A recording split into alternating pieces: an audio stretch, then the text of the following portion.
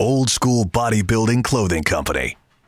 If leg day was yesterday and now you're wondering why toilets are so damn low, you are definitely old school. If you're the only athlete at your gym that knows there's a contest today and it's to see who trains the hardest, you are old school. OSBBC.com for the hardest training athletes. You're funny. Like I said, do you like my tail? Like I said.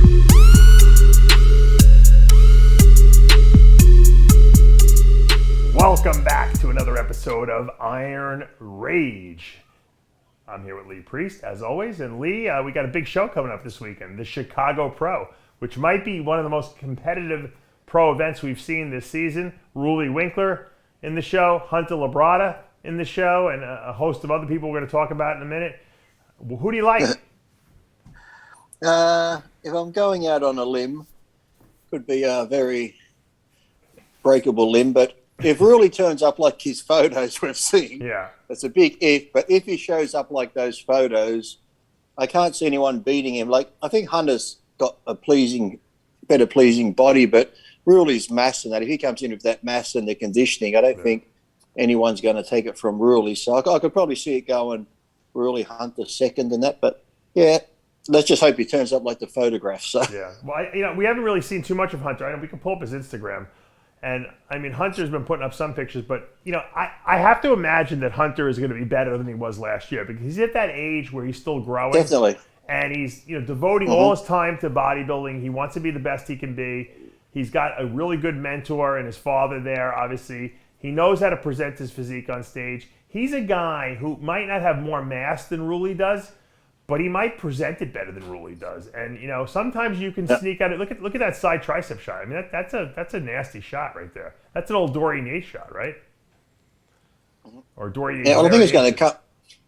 Well, I think it's going to be one of those things, isn't it, where it comes down to, because we know Labrada's going to be in condition. He knows how to pose. He's got the symmetry. So it's going to come down to, do they want the mass monster or the guy? Because Labrada does have mass himself, but it's not like that full-on cartoon character mass. He's got all the proportions with it, so it's going to be, if they're both in shape, it's going to be who do the judges like the most. So I just instinctually, my gut tells me that if ROELLY's at his best, I don't think anyone beats ROELLY because he's so massive. Even though Labrada has better shape than him and Labrada will present his physique better, I think that the judges will eat that monster look up. And I think ROELLY needs a win anyway to get to the Olympia. I think this is going to be ROELLY's show to lose. But we have never seen ROELLY come in at 100%. Labrada is always he's like his dad. He's always polished looking. His tan is great. His presentation is really good. And when you see a guy that is that complete, he sometimes can bamboozle the judges into picking him because your eyes can't leave his physique when he's on stage, posing. Well, isn't Labrada's already in the Olympia, isn't he? He's what? Isn't Labrada already qualified for the Olympia? I don't know if he is or not. I don't think so. He hasn't done anything this year. Oh, well, maybe. Well, one of them's maybe they'll give this to Labrada, ROELLY the Arnold, because you'd really want ROELLY at the Olympia, wouldn't you? So of course. You'd be crazy not to have him there. So well, here's a good scenario. If one of those doesn't win this show, I would have to imagine that they would go to the Tampa Pro, wouldn't you? Exactly. Which would make the Tampa even crazier because the Tampa's already stacked lineup. It seems like with the guys like Ian Valier in that lineup. I mean, we're going to see a lot of good shows leading up to that Olympia. Is the Tampa Pro in California or? No, I think it's in Tampa. In Florida, you can do shows, Lee. You know that. Now, well, I just figured, the New York was in Florida and everything else was in Florida, so I figured Florida would move. There's somewhere Everyone goes to Florida. Florida's the place where you can do anything you want. We don't even have Big masks Lenny's here in Florida. Now I got to bring this up to change subjects quickly. Look, I told Mr. G because he messaged me after that show about Big Lenny and Lenny's new thing. I'm like, I just said, look, August 1st, just have the fight. It doesn't matter if you give Lenny 6 months or 6 fucking years. He's not going to get any better. He's going to probably be more dog shit. So what you see Lenny hitting the bag then is as good as you're going to get out of Lenny. So you can give him all the training in the world. It's not going to change his fighting skills. So I said, just move it to August 3rd. You're dragging it on. You're dragging I it on. told him that a long time ago. Yeah. Everyone's lost interest in it. It's just like the guy said when they had that face-to-face little meeting. Yeah. They should have just slugged it out. Yeah, right now it would have been over with. But it's like dragging out like a you ever see like these like soap opera like shows on TV? They'll drag it out for 8 episodes, and then the final episode you'll actually get some action going on in it.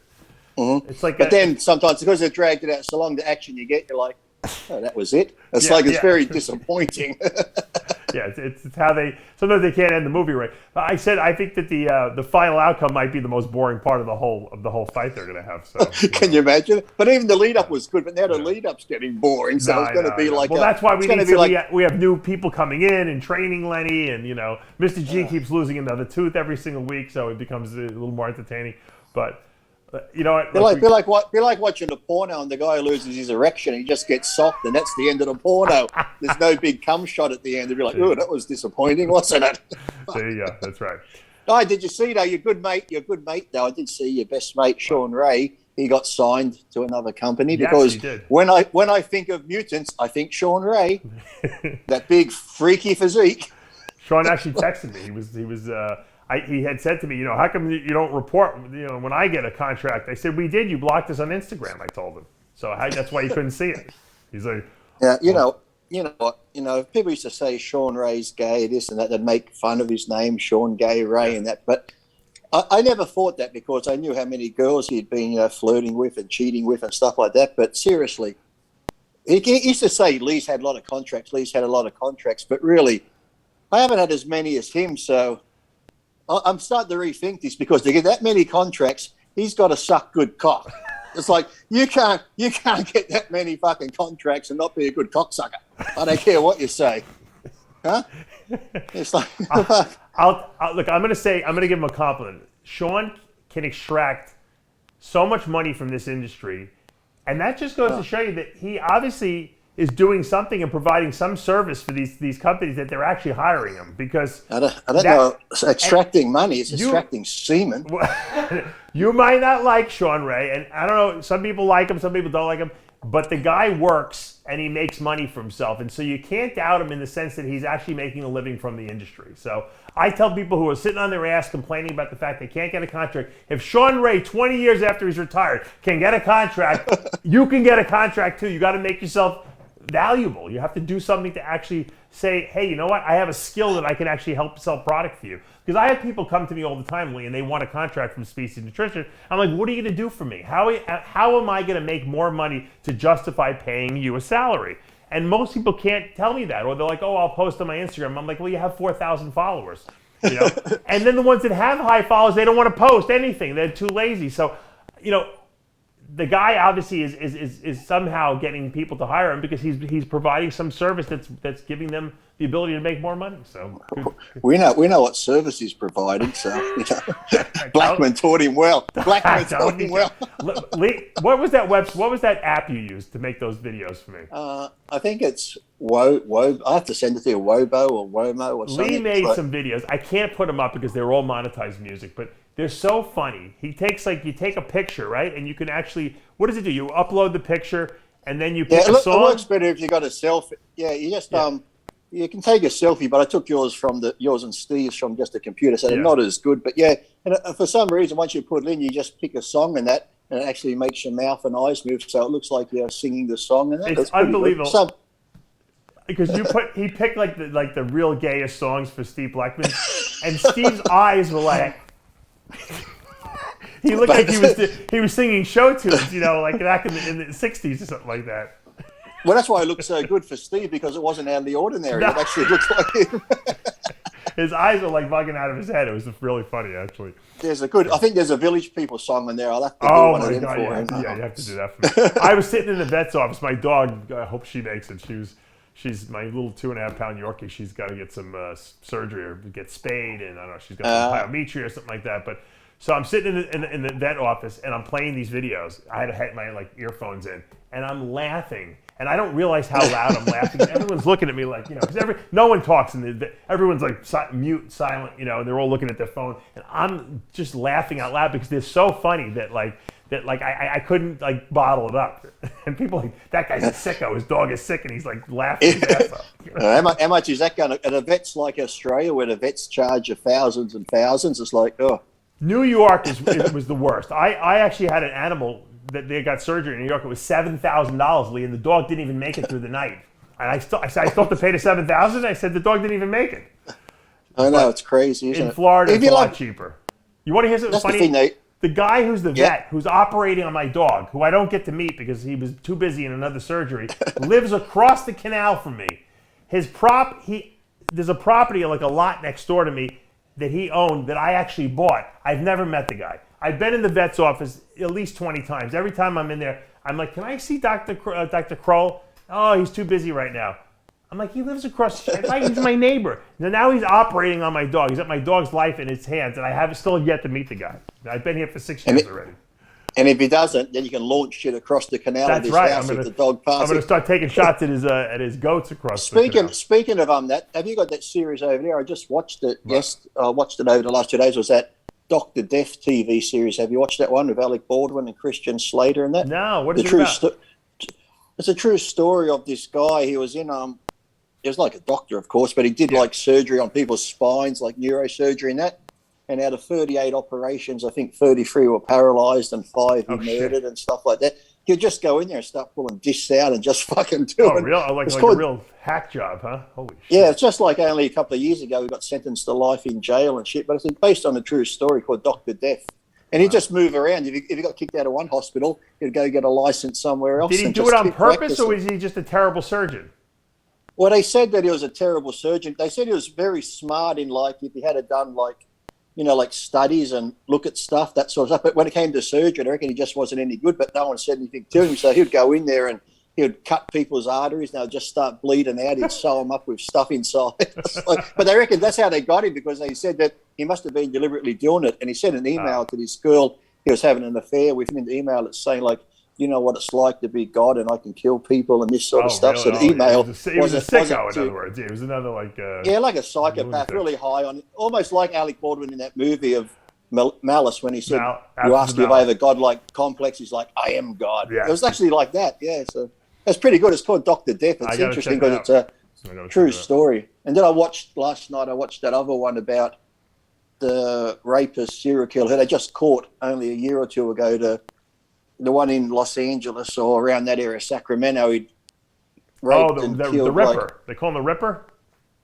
It was like one of those too, like the East something Ripper, East Side Ripper or rapist and that. Yeah. But he'd done like 80, 100 people or more and killed him at truck stop. He was like, yeah, it's a good one. How'd they catch him? DNA. They kept collecting DNA because this thing I watched on this documentary, this woman wrote a book about it, but she passed away. She was married to that, if you saw him, he's a comedian guy.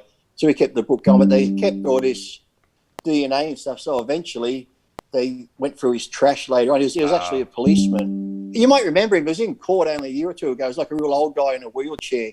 And he had a face shield on. Oh, really? He was actually a cop, the guy? Yeah. Those guys would know how to get away with crime a lot better probably than the average person. I think he raped like 50 or 60, murdered 15. Oh, wow. He was a real sicko, huh? Holy shit. Hey, let's just say, if you got a hobby, be good at it. That's what I say, be number one. They should have hung him up in center square there by his balls. But isn't it weird, though, because you can do that back in the 60s and 70s when DNA wasn't that great, but now, because they kept a lot of the DNA and now things have progressed so far that this woman in the book, her last page in the book, she says, like, one day you're going to be an old man, you're going to hear a car pull up, there'll be a knock at your door and stuff like this, and they're going to get you, and pretty much how it That's how it worked? Yeah.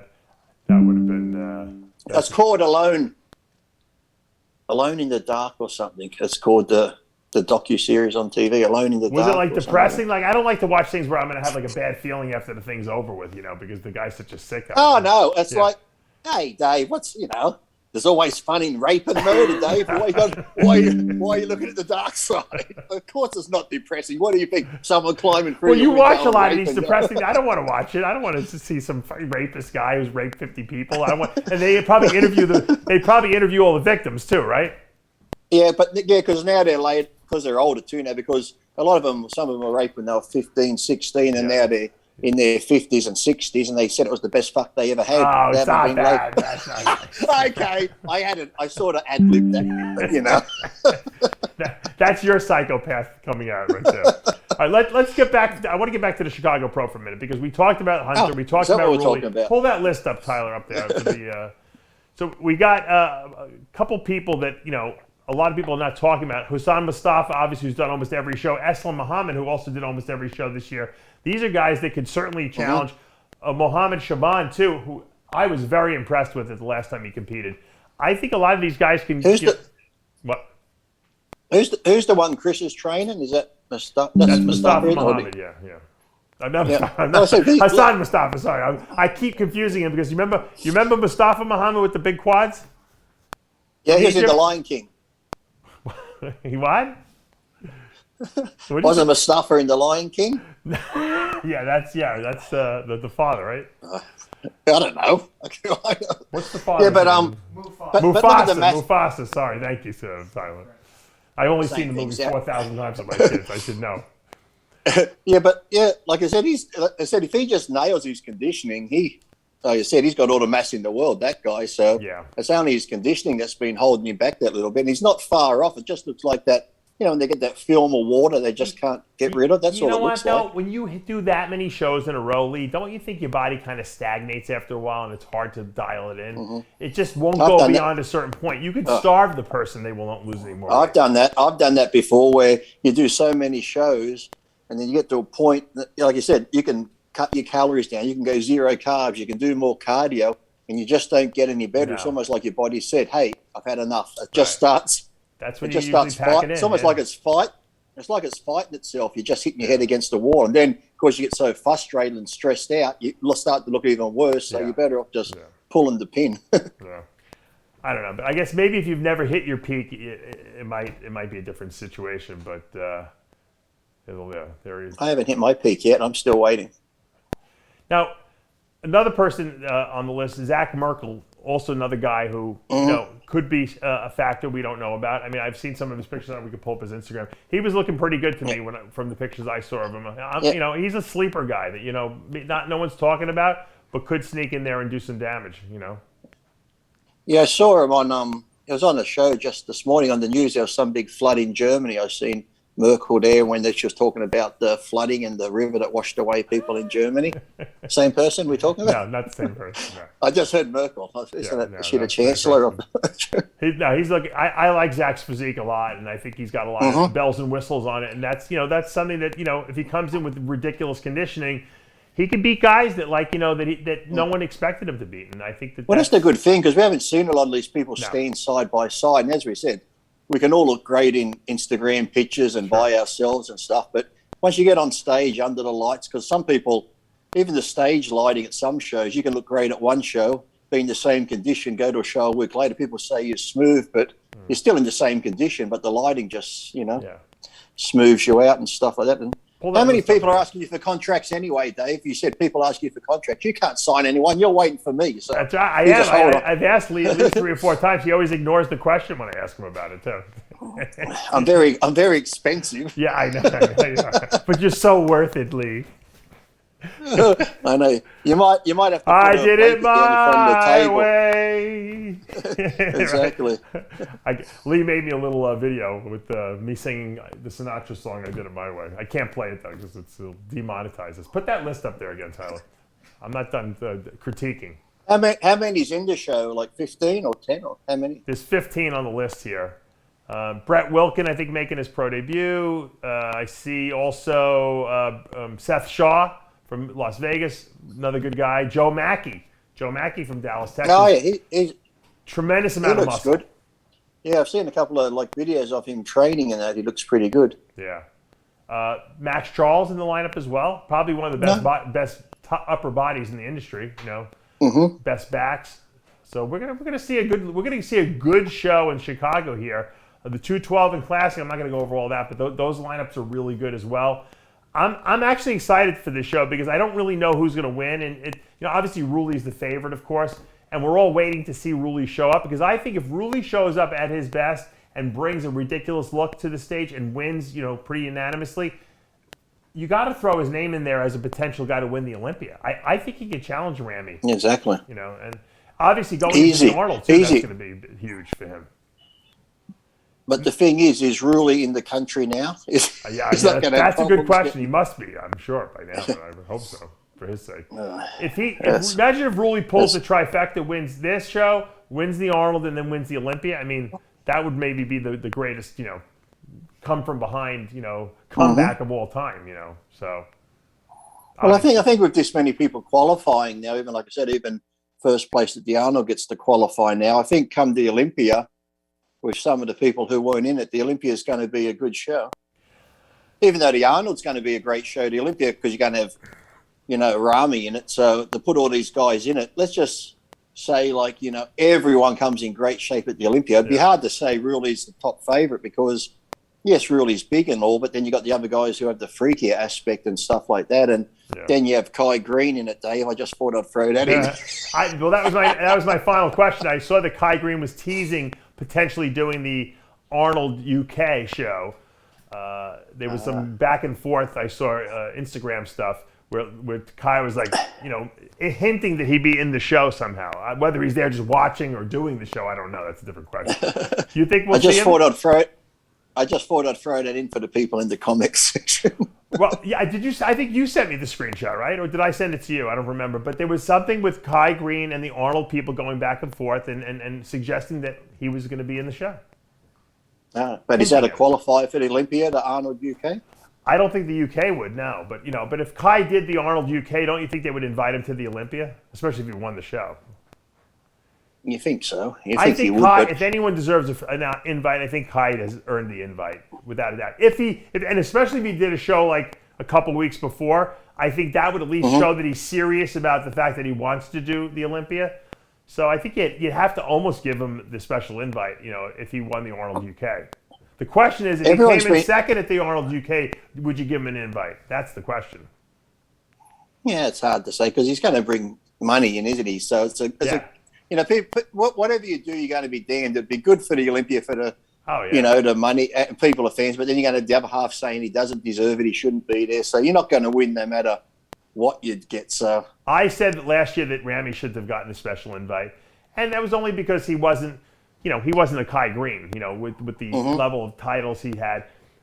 I mean, I'm glad he got it because he got the Olympia win. But I think if anyone deserves it, who's, you know, in the current crop of guys, I think Kai definitely deserves a special invite at this point. You know. Yeah, and even like I said, you know, if Ramy comes in shape, you know, he can probably repeat and win it again. But you know, with Ramy, sometimes he hasn't got that track record yet of coming in shape every show. So he's got to, you know, even Ramy won it last year. He's still got a big if to prove it again. He can do it again, and if he gets over there and Dennis helps him again, I'm sure he'll be on track. But it's not set in stone, whereas someone like Ronnie, you know, would always hit his conditioning, or Dorian or somebody like that, or when Phil Heath was in, if you know they're in shape, they're going to win. So well, you shouldn't need a babysitter to get yourself in shape. That's really what you're saying. I mean, let's face it. I mean, but, don't stop now, Dave. You got people complaining in the comment section again about babysitting and shit. Jesus. Well, that's what Dennis is. But you know what? It works. Look, whatever they worked out between Dennis and Chad, and they figured it out right. Snake oil. It's actually a candle. It smells pretty good. Snake oil, yeah. I like it. Dr. Salty's snake oil candle. You always have like some unusual like kind of items in your house, like, you know, something, and it's usually something that a fan has sent you. Like myself. Yeah. Did you actually buy that yourself, or did someone send that to you? I brought it because I was in this shop up in this little country town. It's over 150 years ago in the Hunter Valley. That's where I live, New South Wales. Dr. Salty patented the incredible healing and therapeutic powers.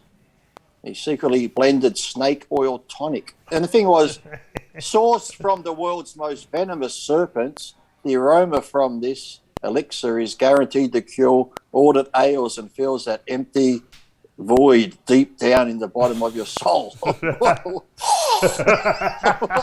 got a lot to fill. Hey, but actually, when I undid the lid, I said to my mother, "What's that smell like?" And the reason I brought it was my grandfather. You know the old shaving sets you'd get with the shaving brush, and you put the cream on your face. Yeah, it smelled just like that. So when I got, I said, "That smells like my grandfather." Hello. Lee, I have a special guest for you. Some female muscle. Female muscle. It's Bedler looking at you, that's for sure, Dave.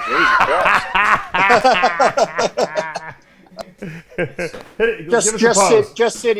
Just sit in Dave's chair. Very good. You know how like Flex Lewis has got everyone moving down to Las Vegas to like train? I'm moving everyone down to Fort Myers, Cape Coral area now. We're starting a new mecca, the new mecca of the South here. I know Dave's getting older and lost a bit of size, but I didn't realise how shitty you looked till a woman stood beside you. Jesus Christ, you're pathetic, Dave. Oh, look at this. I don't thought it. Let's see the other arm. I don't want to keep seeing that left arm all the time. I want to see the right arm. The bad one. The bad one. The bad one that's still better than everyone's good one. It's still okay. Yeah. I like it. Where'd you get that shirt? I like the shirt. This one? Yeah. Balboa Productions. Yeah. Oh, it's when I was doing Expendables 5, Dave. I just got this They should get you in one of those. I know. I got the look, don't I? Maybe what's his name? Adam Carolla can make a few phone calls for you since he likes you. Someone should. No one. Maybe Sean Ray can. He knows everybody now, doesn't he? There you go. Believe me, he'd get himself in there way before you, though. What's going on here? Are you doing an interview with Dave, or are you just hanging out there? Nah, they just moved down here. They're hanging out. We're moving down here, so we came to meet Dave and see how's everything with him. Worst decision of your life, meeting Dave. Jesus. Hey, I'm surprised you're letting people in without a mask I on. know. He's like Mr. COVID, right. Bloody 2.0. This is I'm going against my rules here, but. Big Jimmy's not going to be happy. He's like, oh, you let a female in, but you won't let me in. Well, no, Jimmy came the day after I had cancer surgery. That was the difference, you know. Doesn't matter. Doesn't matter. Anyway, all right. Well, you know what? We're going to wrap this up today. For now, let's see. You know, hopefully we're going to be reporting a Rully Winkler win. I think Hunter Labrada is going to give him a run for his money, and we'll have to see who the wild cards are in there. For now, though, Lee, it's going to be, like I said, it's going to be a good show. Like I said, all those people on stage together is going to be very interesting to see, because it's a mixed bag of physiques, mass, size, symmetry of mass, and then some with condition who aren't as big. So I think it's going to be, like I said, if they're all in shape, it's going to be interesting. So, but at the moment, I'll be going Labrada and Rully 1 and 2, just depending on what the judges want. But then again, one of those other names could slip in. So that's true. It's raining men. You remember I'm going to go buy some mutant products because I want to look like Sean Ray. He's like a mutant. Yeah. If he was a mutant, before you go, on the X-Men, what mutant would he be? He'd be the senator. What was the guy? You remember the blue guy? The Beast. He'd be the blue guy. The guy who was like the senator. What was his name? What was his character's name? But then he Beast, wasn't it? He had looked like a wolf man. Yeah. Sean Ray would be Beast. How the hell did he come up with that? I don't know. What would he be? What would you think he would be? I don't know. What was the worst one on there? What was the worst? What would you be? Who would you be if you were a mutant? Well, going by the cartoon, I'd have to be Wolverine, because in the comic book, Wolverine was Australian and 5'5". So. Oh, I didn't know he was so short. Okay. Who would I be? Yeah, see. I'd have to shave my head and be Dr. No, you'd be more like the blue one, Beast. You know, back in the day, that's more Beast looking because he's pretty big and muscular. I don't know how you got Sean Ray to be Beast. No, I would be Sean Ray. What was the guy's name who was the Wolverine's Cyclops? The nemesis. Oh, Sabretooth. Sabretooth. Was that Saber? Was that the guy who Liv Shriver played? Yeah, wasn't it Sabretooth or someone like that? That's what I'd be, probably. I think Sean Ray would be Xavier's wheelchair. Blackman would want to be Xavier. Now Sean Ray would be that one. He's like the little character that had the tail, and he'd go like disappear from here. Leave Sean Ray alone. He's got a mutant contract. No one else has got one, so don't be jealous. All right, I'm Dave Palumbo. First bodybuilder in history to pay a company to have him. Oh, stop! I'm Dave Palumbo and Lee Priest for another installment of Iron Rage. Thank you, Lee. The kids are let loose.